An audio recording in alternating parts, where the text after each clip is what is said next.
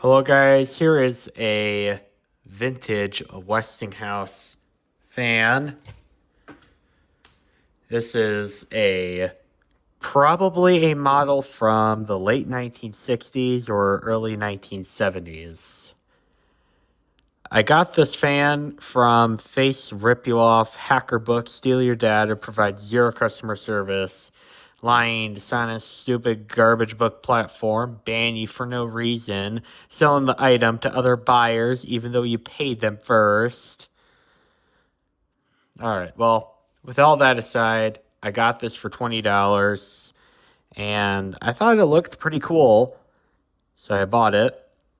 I have a couple of these Westinghouse fans with the plastic blade, but I don't have this variant, so this was a very nice treat for me. And it's in my favorite color, the avocado green, which is why I say this is probably a late 60s product or early 70s product, is because that was the time when this color was popular. And it's actually not in bad condition for the age. It's got the typical scrapes and scratches, which is pretty consistent with age. But it's still in pretty nice condition. Blade, unfortunately, has a chip missing. Yeah, it's right here. It's such a small chip, I don't even know if the camera's really doing it all that well. But yeah, there is a little chip out of the blade, which kind of stinks. And then there's a crack on the hub here. If I could point it out. There it is. And it's by the screw, which I probably won't bother with that, but it kind of stinks that it's like that. And then there's the switch as well. I believe there may have been a little hairline crack in it as well. Yeah, there it is. There's a little hairline crack in this as well, but if this breaks, I mean, those kind of switches are not hard to find at your local hardware store, so if it breaks, then I can get a new switch, but the crack is so minor, I probably won't bother replacing the switch right now. Maybe when I go to Ace Hardware Store, I would buy a new switch just to be safe, but it's still perfectly safe to use for now. And I had to do a repair on this because the guy showed me, who sold this to me, plugged it in and told me that this cord right here had one of those strain relief things. And the problem with those, and I've seen this many times on other fans before, but they get to a point where they're tight, way too tight. So then the wire breaks, and then, like, if you play with the cord, it'll go, but it's like it has to be in a particular position to go, which is not safe. That's a fire hazard, so I had to fix that. And what I did is I took out that stupid strain relief, I put a rubber grommet in, and I tied a knot inside so that this doesn't get pulled out when you try to pull on the cord. And it actually is not a bad fix for that problem. I've done it on other fans before, and that's a pretty good repair. So that's the only repair I did on this. I don't know how many other repairs has gone on this fan. Probably none. And I did put a couple drops of oil in this because this was kind of rattly when I got it. And it's still rattles a little bit, but not too bad. It might be usable. And here's what the plug looks like. It's that typical 70s cord with it's kind of boxy, but it's pretty ribbed there. And normally I'm not one for boxy stuff, but this cord is actually pretty nice. I find these type of cords very nostalgic. So I, of course, approve anything that's nostalgic to me. And this base here is also kind of boxy, but again, this it's not that stupid bland silver color scheme that we see nowadays. So I'm gonna go ahead and plug this in. I don't know if I turned it on or not, but okay, it's on. I don't want it on right now. Okay, it's plugged in, and now we'll turn this thing on.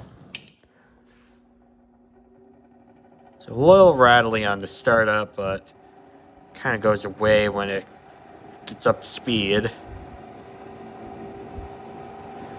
And a lot of it too, I think the rubber feet on the bottom have dry rotted from age. So it kind of makes a annoying sound when you have it on the ground, but when you put a cloth or something like that, that noise kind of goes away. So I'm probably going to have to replace the rubber feet on the bottom at some point. So it's on, and it's pulling out a pretty strong stream of air. It's a little bit noisy, but I would definitely sleep with this on. I don't know if I would do stuff on the computer with this thing on, but I would definitely sleep with this thing on. And unfortunately, the information tag on this is gone, so I don't even know what the model number is on this, but I'll tell you guys the power statistics. This is drawing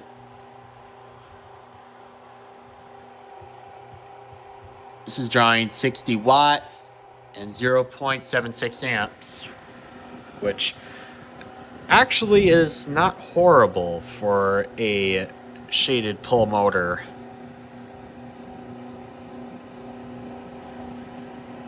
Now, I mean, if this was a PSC motor, it still probably would have drew a half, if not the third of the power, but this was also early 70s, so they weren't too terribly concerned about power consumption back then, simply because electricity back in those days costed a fraction of the price of what electricity does now. But of course nowadays we're being a lot more careful, and also all this environment garbage going around about power consumption, which I don't pay attention to that. I think that's just brain rot.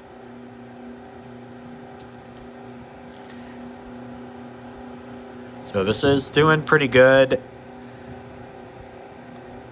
It's 50 years later, still holding up just fine. And the oscillation does actually still work.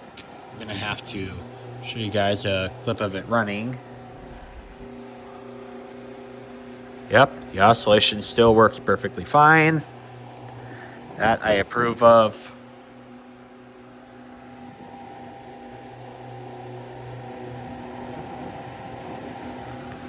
All right. So we saw that the oscillations work.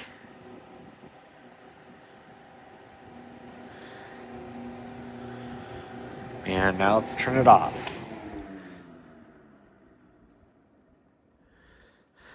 Now, another thing I want to note here is there's a lot of people that like to claim these vintage fans draw a lot of power. And that's not really true, because this fan, as we saw, only drew 60 watts. And if you really want to use math here and calculate what's going to be on your electric bill, for example, if you're paying 14 cents per kilowatt hour and you're running this 24 hours a day for a month, you'd only be paying $6 a month, which is not a lot of money. So, and another thing is, the fans of this size made today would draw about 70 or 80 watts, and they wouldn't move as much air, they won't last as long, and they'll make a lot more noise.